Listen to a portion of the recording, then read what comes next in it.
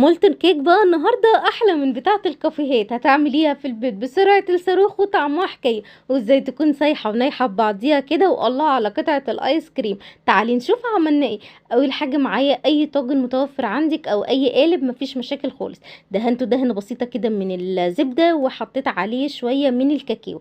معايا هنا 300 جرام من الزبده، عليهم 100 جرام من الشوكولاته. دوبتهم مع بعض في قلب الميكرويف.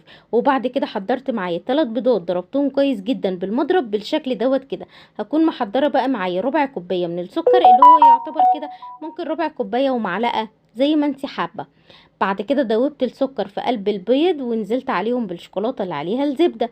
طبعا الزبده ممكن تقللي شويه عن ال 300 جرام، مفيش مشاكل خالص. معايا بقى هنا حوالي كده 4 أو 5 معالق من الدقيق، هدوبهم كويس جدا بالشكل دوت كده. وهحطهم بقى في قلب القالب او الطاجن المتوفر عندك يعني. انا عملت بقى في القالب دوت، وعملت كمان في قوالب كده استعمال المره الواحده. دخلتهم الفرن، بتقعد من 12 ل 13 دقيقه بقلب الفرن بس كده. عايزه اقولك